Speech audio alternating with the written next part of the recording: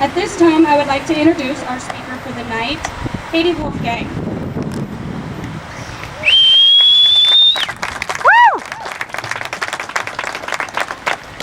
Hello. Like she said, my name is Kati Wolfgang, formerly Katie Mingy. Graduated right here from Marysville High School. First of all, I would like to say thank you for inviting me here to speak to you. I'm honored to stand before you and share with you my story. If any of you have been following the They're Just Boobs page on Facebook, I'm that girl. I'm 28 years old and I'm a previvor of the BRCA1 genetic mutation. A previvor is a survivor to the predisposition of cancer. In 2005, at age 19, I tested positive for the BRCA1 harmful genetic mutation after my aunt and father had also tested positive. At my age, this meant my risk of developing breast cancer was approximately 90% in my lifetime.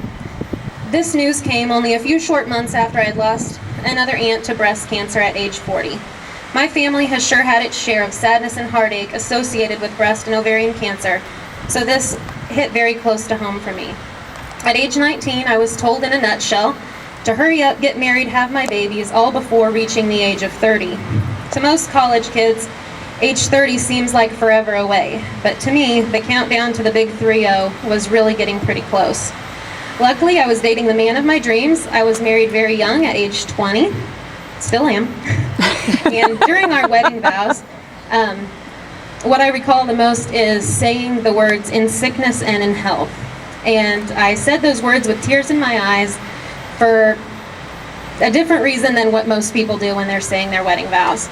I was thinking of my aunt, I was thinking of myself, my new husband, and I honestly thought someday, I just didn't know when, my husband would have a wife with cancer or potentially lose his wife to cancer.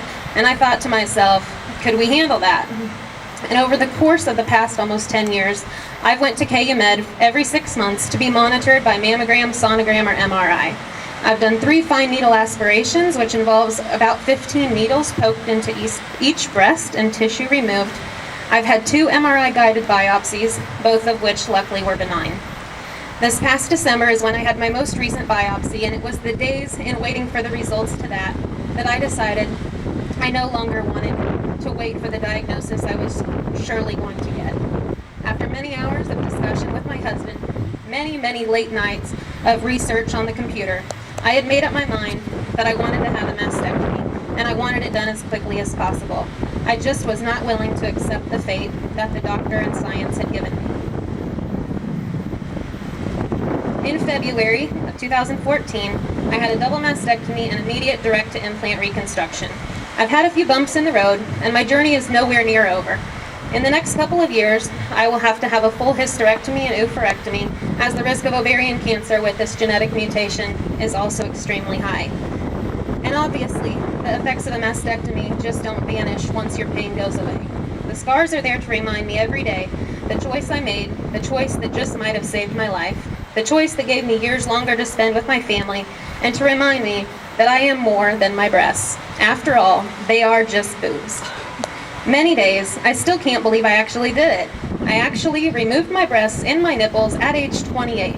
But I changed my own history, I created my own fate, and I made the choice I had to make for my family. Each time my 3-year-old son pulls open my shirt and looks down at my boobs and says, "Hey Mom, your boobs good now?" Or my 5-year-old daughter says so matter-of-factly to people, "My mommy had to have surgery to be healthy so that she can love us and live with us for a really long time." Suddenly, that makes any doubt in my mind instantly vanish. Many people have said to me, "Wow, what a hard decision this must have been for you to make." And I say, the choice really wasn't a hard one. Showing up on the hospital on February 18th was a bit more difficult, but I was given the opportunity to have the knowledge that millions of women had wished they had had. I am proud of my choice, and I encourage anyone out there who has a family history of breast cancer to please go get your BRCA test done. My motto through this journey has been to laugh.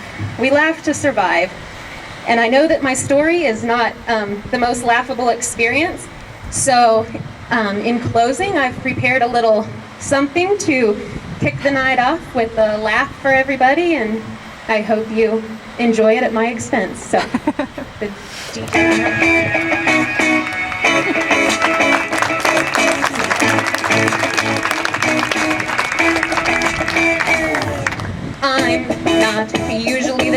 girl that goes out into the great big world to talk about boobs. But I'm here to share my story all about my reviving journey of the bracket gene. And I'm like, yeah, go and get your bracket test done.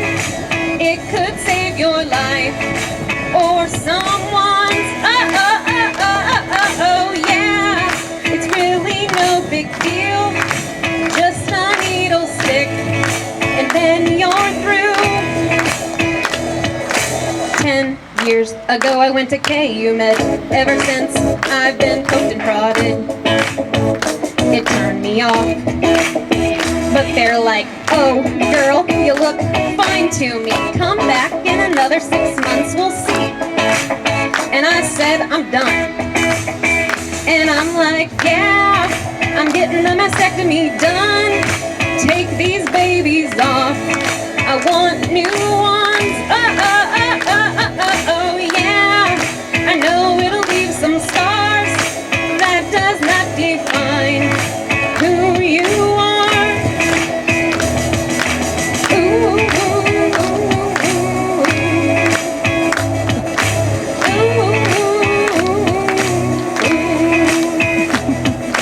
I had a choice, I had to make it. Want nipples now, want nipples later. I'm like, just take them off.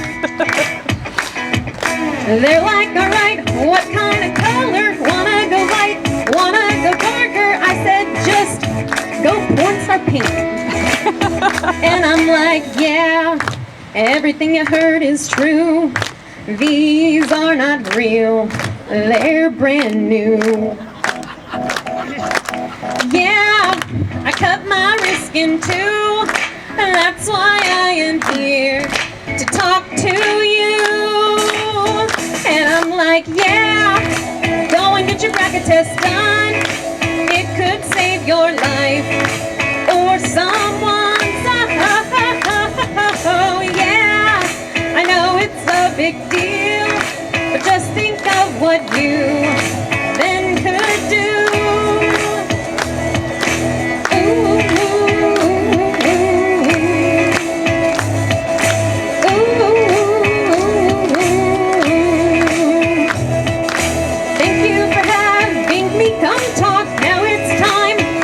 To go walk and support your local relay for life.